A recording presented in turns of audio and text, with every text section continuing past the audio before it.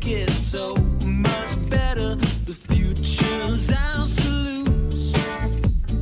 All you can dream of, don't be afraid. Hello, my friends. I showed you a card recently using our Coffee for Two stamp set, and I got a lot of requests for information on that, so I wanted to share something with you, a quick tip.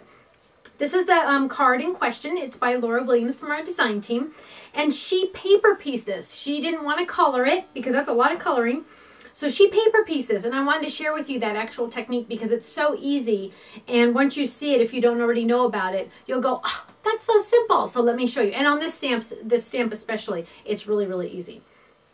So first what you're going to do is you're going to stamp your coffee cup on two different colors. So I've already stamped it on light brown and I've cut it out, and then I stamped it on dark brown.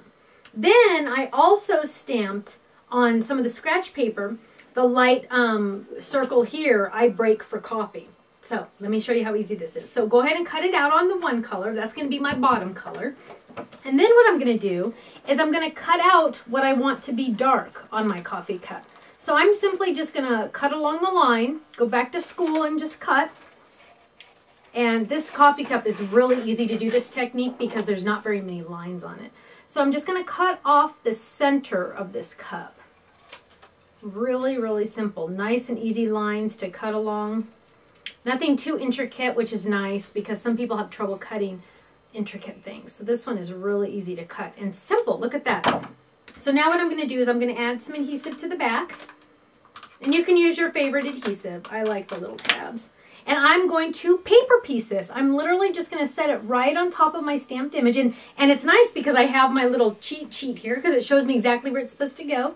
I'm going to line that up and put it right on top. Isn't that simple? Easy. And now it really looks like it's one of those paper holders.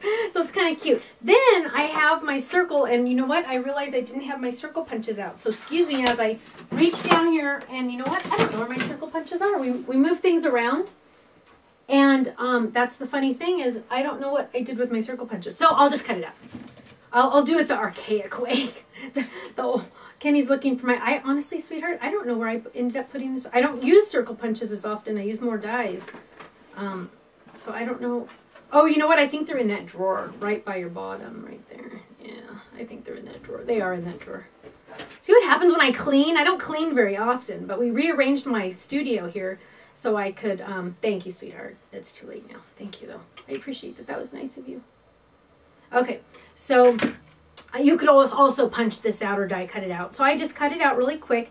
And then I'm going to add my little adhesive to the back, and I'm going to just drop it right on top.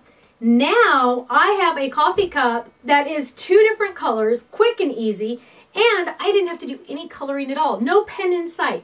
Now, Laura did hers a little differently. She used different colors and a different stamp for the center, but isn't that cute and so simple? How fast was that? Seconds, right? So next time you decide you don't want to get your crayons or your Copics or your special markers out, just use different colored cardstock and use your scissors. Okay, I'll see you again soon. Bye-bye.